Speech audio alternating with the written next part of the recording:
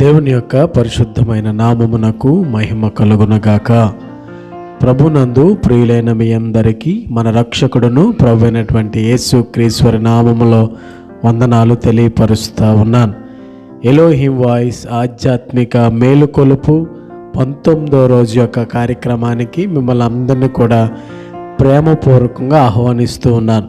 ఈ కార్యక్రమం ద్వారా అనేకమైన మేళ్లను పొందుకుంటూ దేవునిని ఆదరణ పొందుకుంటున్నారని తెలియజేస్తున్న విధానాన్ని బట్టి ప్రభు నామముకే మహిమ ఘనత ప్రభావాలు చెల్లిస్తూ ఉన్నాను. రండి, ఈరోజు మన కొరకు ఏర్పాటు చేయబడినటువంటి ధ్యానాంశము ఇర్మియా రాసిన గ్రంథం 30వ అధ్యాయం 17వ వచనం మనం జ్ఞాపకం చేసుకుందాం. నీ గాయములను మాన్పెదను, నీ గాయములను మాన్పెదను. ఇశ్రాయేలీయులను అవమానపరుస్తున్నటువంటి ఇతర జనముల యొక్క నోళ్లను మూయించేందుకు దేవుడు ఇశ్రాయేలీయులను బాగు చేస్తాను అని ఇర్మియా ప్రవక్త ద్వారా తెలియజేస్తున్నటువంటి మాట ఇది. ఈరోజు నా ప్రియమైనటువంటి దేవుని బిడ్డలారా, ఆయన మన గాయములను మాన్పేటువంటి దేవుడై ఉన్నాడు, మన గాయములను కట్టేటువంటి దేవుడై ఉన్నాడు. గనుక ఈరోజు ఆయన మన పక్షాన స్వస్థపరచు దేవుడిగా ఉన్నాడు. ఈరోజు ఆయన మనలను స్వస్థపరిచేటువంటి దేవుడిగా కనబడుతూ ఉన్నాడు. నిజమే, ఈరోజు అనేకమైనటువంటి గాయాలు మానవ జీవితంలో సంభవిస్తూ ఉన్నాయి. ఈరోజు దేవుడు మనలను స్వస్థపరిచేవాడిగా కనబడుతూ ఉన్నాడు. ఆయన మన పక్షాన స్వస్థపరిచేటువంటి దేవుడిగా ఉన్నాడు. ప్రియులరా, దేవుడు ఏ గాయములను మాన్పివేస్తాడు అనే విషయాలను మనం జ్ఞాపకం చేసుకుందాం. దేవుడు ఏ ఏ గాయములను మాన్పివేస్తాడు అని అంటే, మొదటిగా మనస్సుకు తగినటువంటి గాయాలను ఆయన మాన్పివేస్తాడు.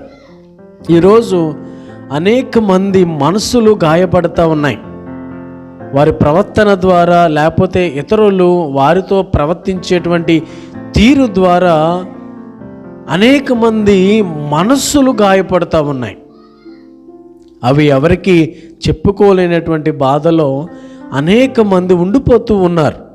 ఎందుకనంటే వారికి దగ్గర వారే, బంధువులే, స్నేహితులే వారి మనసును గాయం చేసినప్పుడు వారు చాలా బాధపడుతూ ఉన్నారు. అందుకే దేవుడు అంటున్నాడు, కీర్తన గ్రంథం 147వ అధ్యాయం 3వ వచనములో ఈ విధంగా రాయబడింది, గుండె చెదరిన వారిని ఆయన బాగు చేయువాడు, వారి గాయములను కట్టువాడు. ప్రియమైనటువంటి వాళ్ళరా, మనసుకు కలిగిన గాయమును ఎవ్వరూ మాన్పలేరు.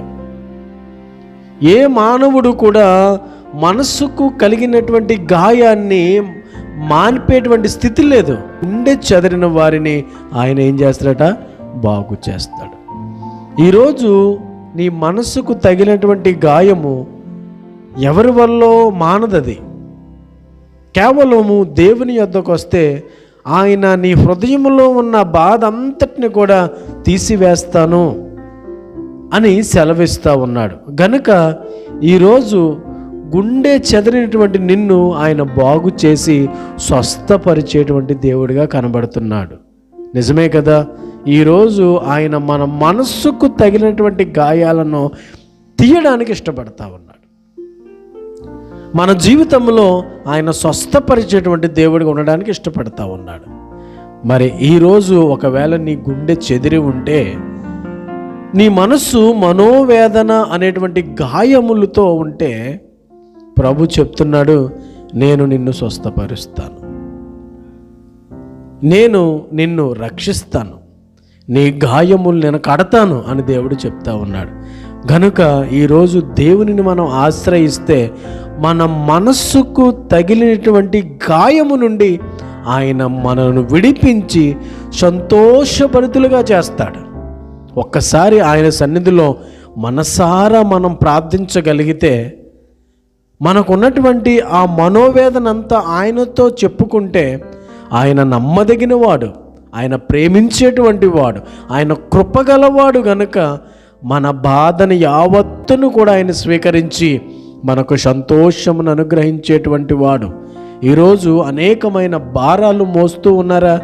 అయితే ప్రభు చెప్తున్నాడు, ప్రయాసపడి భారం మోయవలసిన అవసరం లేదు, నీ భారము నా మీద వేయి, నేను మోస్తాను అంటున్నాడు. చూసారా, మన మనస్సుకు తగిలినటువంటి గాయాన్నే మనం పదే పదే జ్ఞాపకము చేసుకుంటూ బాధపడవలసిన అవసరం లేదు. ఎందుకంటే ఆ గాయమును సైతము మాన్పేటువంటి శక్తిమంతుడు యేసుక్రీస్తు ప్రభుల వారు. గనుక ఈరోజు మన మనస్సుకు తగిలినటువంటి గాయమును మాన్పేవాడిగా ఆయన కనబడుతున్నాడు. రెండవదిగా, మాట వలన కలుగు గాయముల నుండి ఆయన మనలను విడిపిస్తూ ఉన్నాడు. చాలామంది మాటలతో గాయపరుస్తూ ఉంటారు. అవి మన హృదయంలో చాలా స్థిరంగా నాటుకుపోతాయి. అవి మాన్పేటువంటి స్థితి ఉండదు. చాలా సందర్భాల్లో చాలా భయంకరమైనటువంటి మాటలు మాట్లాడి మనల్ని గాయపరుస్తారు చాలామంది.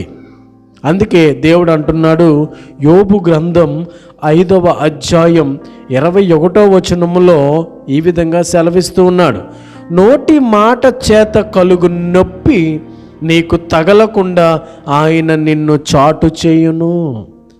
ఈరోజు అనేక మంది అనేక మాటల చేత బాధించినప్పటికీ, ఒకవేళ ఆ మనుషులు ఆ మాటలు నీ హృదయంలో గాయము రేపినప్పటికీ ప్రభువుని ఆశ్రయిస్తాయని అంటున్నాడు, ఆ మాటల నుండి నేను విడిపిస్తాను.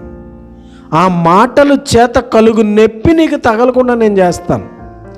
ఈరోజు ఎవరో ఏదో అన్నారని నువ్వు బాధపడవలసిన అవసరం లేదు. ఎందుకంటే ఆ నొప్పిని నేను తీసివేస్తాను. ఆ మాటలు నీకు తగలకుండా నిన్ను చాటు చేస్తాను అని ప్రభు చెప్తున్నాడు.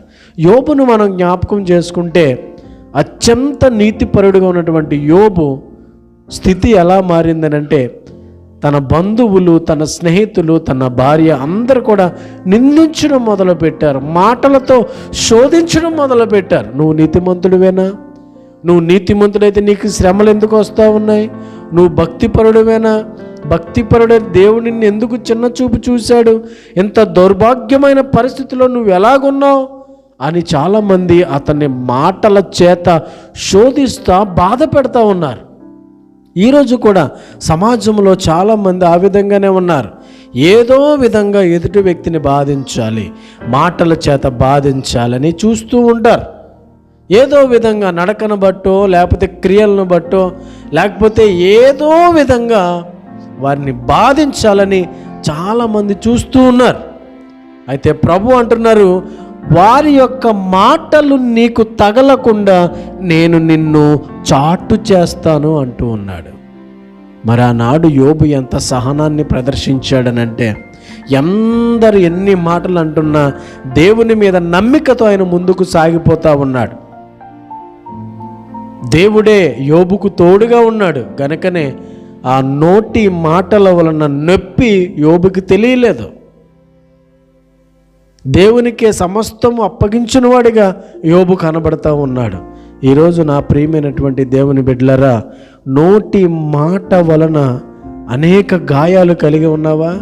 అనేక మంది నోటి మాటల చేత నిన్ను గాయపరిచారా? అయితే దేవుడు అంటున్నాడు, ఆ నోటి మాటల నొప్పి నీకు తగలకుండా నిన్ను చాటు చేస్తానంటూ ఉన్నాడు. ఎంత అద్భుతమైనటువంటి మాట ఇది. ఈరోజు ప్రతి ఒక్కరూ కూడా ఏదో సమస్యతో ఎక్కడో దిక్కున అనేక మంది చేత నిందించబడ్డారు, మాటల చేత గాయపరచబడ్డారు. అయితే ఆ గాయాలను సైతము మాన్పేటువంటి వాడిగా దేవుడు కనబడుతున్నాడు. మూడవదిగా ప్రియమైనటువంటి వాళ్ళరా, మనుషుల వలన తగులు గాయములను ఆయన మాన్పివేస్తాడు. ఒకవేళ మనుషుల వలనే నీకు గాయాలు తగిలితే ఆ గాయాలను ఆయన మాన్పివేస్తాను అని తెలియజేస్తా ఉన్నాడు. ప్రియమైనటువంటి దేవుని బిడ్డలారా, ఒక వ్యక్తి యెరూషలేము నుండి యెరికోకు ప్రయాణమై వెళ్తూ ఉండగా మధ్యలో దొంగల చేత పట్టబడి కొట్టబడి తనకున్నటువంటి విలువైన వస్తువులన్నీ కూడా దొంగలు కోల్పోయినప్పుడు, స్పృహ తప్పి రోడ్డు మార్గంలో పడిపోయినప్పుడు ఆయన్ను చాలామంది చూస్తూ ఉన్నారు. ఒక పెద్ద యజమాని వచ్చి చూశాడు, పట్టించుకోకుండా వెళ్ళిపోయాడు. తర్వాత ధర్మశాస్త్ర ఉపదేశకుడు వచ్చాడు, చూసి పక్క నుంచి వెళ్ళిపోయాడు. తర్వాత లేవీయుడు వచ్చాడు, చూసి పక్క నుంచి వెళ్ళిపోయాడు. అయితే ఆ మార్గము గుండా సమరయుడు వచ్చి ఆ దొంగల చేత కొట్టబడి రక్తము కారి ప్రాణము పోయే స్థితిలో ఉన్నటువంటి ఆ వ్యక్తిని మంచి సమరయుడు ఆదరించి ఆయన గాయములు కట్టినట్లుగా మనం చూస్తూ ఉన్నాం. ఈరోజు అదే స్థానంలోనికి యేసు క్రీస్తు వారు వస్తూ ఉన్నారు. ఒకవేళ మనుషుల చేతనే గాయపరచబడ్డావా, మనుషుల ద్వారానే నిందించబడ్డావా, అయితే ఆ గాయములను మాన్పడానికి యేసు క్రీస్తు మన పక్షాన స్వస్థపరచు దేవుడిగా ఉన్నాడు. కనుక ఈరోజు ఆయన మన గాయములను మాన్పే దేవుడిగా కనబడుతున్నాడు. మొదటిగా మనసుకు తగిలిన గాయములను ఆయన మాన్పివేస్తాను అంటున్నాడు. రెండవదిగా మాట వలన తగిలినటువంటి గాయములు నేను మాన్పివేస్తాను అంటున్నాడు. మూడవదిగా మనుష్యుల వలన తగిలినటువంటి గాయములు నేను మాన్పివేస్తాను అంటున్నాడు. నా ప్రియమైనటువంటి దేవుని బిడ్డలారా, ఆయనే అంటున్నాడు, స్వస్థపరచు యెహోవాను నేనే. నిజమే ప్రభువా, నీవే నన్ను స్వస్థపరచగలవాడవు. నా జీవితంలో ఎన్నో విధమైన కష్టాలు నేను ఎదుర్కొంటూ ఉన్నాను. మనుషులు నన్ను దూషిస్తూ ఉన్నారు, మనస్సులో అనేకమైన గాయాలు కలిగిస్తూ ఉన్నారు, మనుషులే నా మీద చాలా తిరుగుబడి చేస్తున్నారు. ప్రభువా, ఒక్కసారి నా పక్షాన ఉండవా అని అడిగితే ఆయన మనల్ని ఆదరించేటువంటి దేవుడిగా ఉన్నాడు. కనుక ఈరోజు నా ప్రియమైనటువంటి దేవుని బిడ్డలారా, దేవుని వాక్యము సెలవిచ్చినట్లుగా నీ గాయములను మాన్పెదను అని తండ్రి దేవుడు తెలియజేస్తున్నాడు. ముగింపులోకి వస్తున్నాను. ప్రియమైనటువంటి దేవుని బిడ్డలారా, నీ అపరాధము వలన, అవిధేయత వలన, అవిశ్వాసము వలన కలిగిన గాయములను బట్టి నేను నీవు ఆవేదన చెందుతున్నావా? అయితే పరమ వైద్యుడైనటువంటి దేవుని యందు నమ్మిక ఉంచండి. ఆయనే నీ గాయములు మాన్పి నీ ఆధ్యాత్మిక శారీరక స్వస్థతను నీకు దయచేసేవాడిగా ఉన్నాడు. గనుక ఇటువంటి గొప్ప రక్షణను, గొప్ప స్వస్థపరిచే హస్తమును నిర్లక్ష్యము చేయక నిత్యము ప్రభునందు జీవించాలని మరొక్కసారి తెలియజేస్తూ ఉన్నాను. అట్టి కృప ప్రభు మనందరికీ అనుగ్రహించి నడిపించునుగాక. ప్రార్థన చేసుకుందాం. మహాపరిశుద్ధుడ, ప్రేమగల తండ్రి, నీ ఘనమైన శ్రేష్టమైన ఉన్నతమైన నామానికి స్తోత్రాలు. నిజమే ప్రభువా, మనస్సుకు తగిలిన గాయమును మాన్పివేయండి. నోటి మాటల ద్వారా కలిగినటువంటి గాయమును మాన్పివేయండి. స్వస్థపరిచేటువంటి దేవుడిగా మా జీవితాల్లో మీరు ఉండమని యేసు నామములో అడిగి వేడుకొనుచున్నాము మా ప్రియ పరలోకపు తండ్రి, ఆమేన్. మన తండ్రి అయినటువంటి దేవుని ప్రేమ, కుమారుడైనటువంటి యేసుక్రీస్తు యొక్క కృప, పరిశుద్ధాత్మ యొక్క అన్యోన్య సహవాసము, సమాధానము మనందరికీ సదాకాలము తోడయుండి సంరక్షించి నడిపించునుగాక. ఆమేన్.